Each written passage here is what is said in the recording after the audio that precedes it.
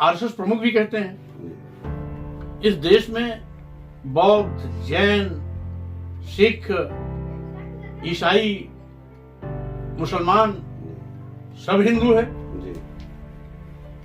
इसी धर्म को छोड़कर जगह जगह गए हैं, तो अप्रत्यक्ष रूप से उन्होंने हिंदू धर्म की नकारात्मकता को स्वीकार किया।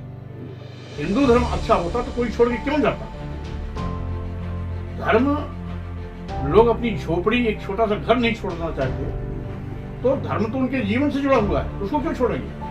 अगर हिंदू सभी हिंदू हैं और इसको छोड़ करके कोई बौद्ध धर्म स्वीकार किया, जैन धर्म बनाया, सिख धर्म बनाया, इस्लाम में गया, ईसाई धर्म कबूल किया, तो इसका मतलब है यह हिंदू धर्म की असफलताएं हैं।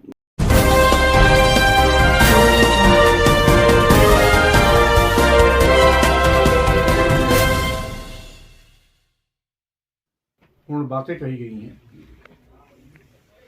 नीच, अधम जैसे शब्दों से नवाजा गया है, अपमानित करने और प्रताड़ित करने की बात कही गई है। इसको हमने संशोधित करने या उस पुस्तक से निकालने की मांग की है। कहीं सर ऐसा तो नहीं है कि राजनीतिक स्टंट है? अब इसका सरोकार सामाजिक और धार्मिक कार्यों से है। राजनीति के मुद्दे कुछ और होते हैं,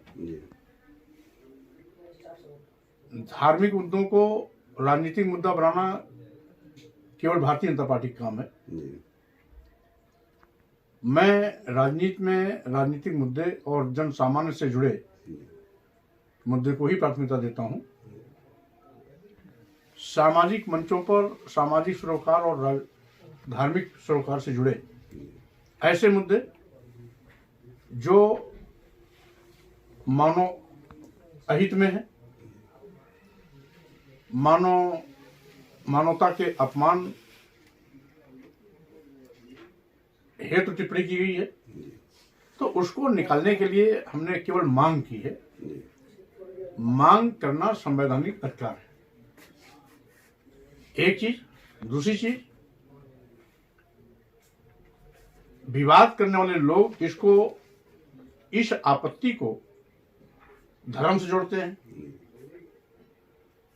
भगवान राम से जोड़ते हैं, रामचरितमानस से जोड़ते हैं, जबकि ना मैंने अपने पूरे प्रकरण में कभी राम का नाम लिया ही नहीं, धर्म का नाम लिया ही नहीं। रामचरितमानस की कुछ चौपाइयों के वो अंश जिसको मैंने उद्धृत भी किया था, जे वर्णाधम तेल कुम्हारा सुपच किरात कोल कलवारा, स्पष्ट है कि जातियों को इंगित करते हुए तेली, कुम्हार, सुपच, किरात, कोल, कलवा, ये सभी जातियां हिंदू धर्मावलंबी ही हैं। कोई आदिवासी है, कोई दलित है। अच्छा, हिंदू धर्म को मानते कि नहीं आप? पैदा हम तो हिंदू धर्म में हुए थे, हिंदू धर्म की तमाम जलालतें भी मैंने झेली हैं। जात पात, छुआछूत, ऊंच नीच और भेदभाव का जो जहर समाज में आज भी विद्यमान है, जबकि भारतीय संविधान लागू होने के बाद इसे खत्म होना चाहिए था, आज ही बना हुआ है। और आपको याद होगा, डॉक्टर अंबेडकर जैसा विश्व का सबसे बड़ा विद्वान इस जातीय दंश के अपमान को पग पर झेलने पड़े थे। अब दुनिया का सबसे बड़ा विद्वान होने के बाद भी भारत में उसकी विद्वता से उसका आकलन नहीं किया जाता, जाति से आकलन किया जाता है। और यही कारण है कि जर्रे जर्रे पर डॉक्टर अंबेडकर को अपमानित होना पड़ा और व्यथित होकर उन्होंने कहा था कि मैं हिंदू धर्म में पैदा हो गया, ये मेरे बस में नहीं था, लेकिन मैं हिंदू होकर नहीं मरूंगा, ये मेरे बस में है। और 1956 में नागपुर की दीक्षा भूमि में 10 लाख लोगों के साथ बौद्ध धर्म ग्रहण किया। तो स्वाभाविक रूप से आरएसएस प्रमुख भी कहते हैं इस देश में बौद्ध, जैन, सिख, ईसाई, मुसलमान जी सब हिंदू है।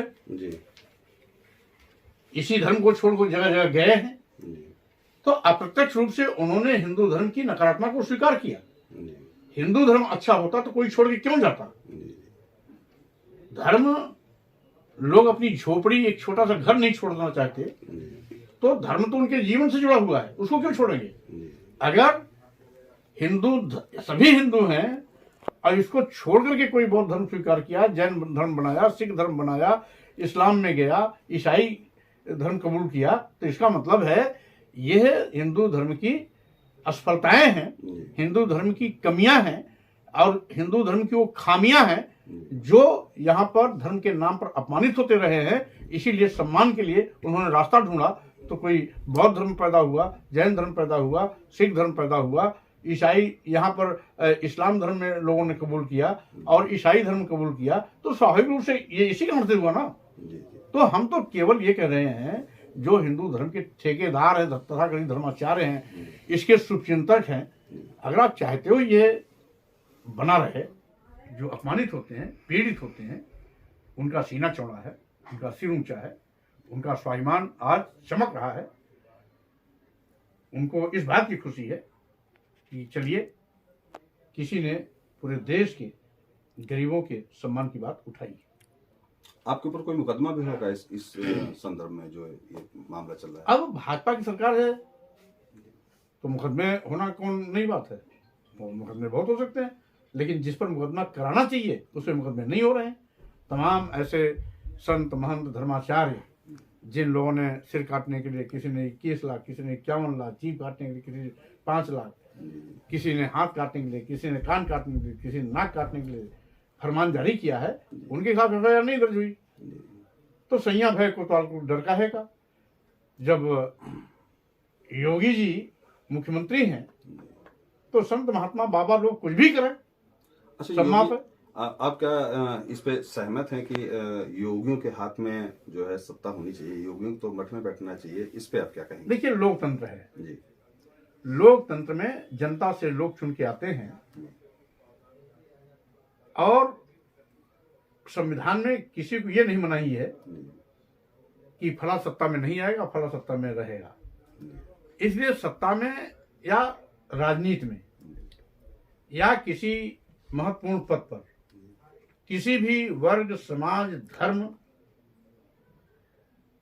का व्यक्ति आ सकता है।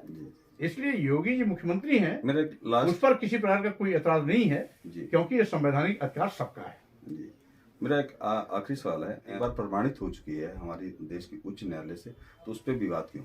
नहीं, माननीय सर्वोच्च न्यायालय ने तो रामचरितमानस काल्पनिक है जी ये कहा था। जी जी वो उसी पे मैं कह रहा हूँ कि तो जब अब हम, क्योंकि जब माननीय सर्वोच्च न्यायालय ने आदेश कर दिया, आज भी वो विद्यमान है, तो ऐसा नहीं कि जो नादानी कर रहे हैं वो नहीं जानते, जानते सब हैं, लेकिन उनका जो स्वयंभू चरित्र है, एको अहम द्वितीयो नास्ति, हमारे अलावा कोई और दूसरा नहीं, सब सम्मान केवल हमारे थाली में आना चाहिए। और यहाँ की जो देश की महिलाएं हैं, आदिवासी हैं, दलित हैं, पिछड़े हैं, इनको गुलाम से बदतर जिंदगी जीने के लिए मजबूर करते हैं, पशु से भी ज्यादा इनका अपमान करते हैं, ये इनका चरित्र है। और इसीलिए सारे संतों, महंतों, धर्माचार्यों के पेट में दर्द हो रहा है और आज पागलों की तरह अनाप शनाप बयानबाजी कर रहे हैं।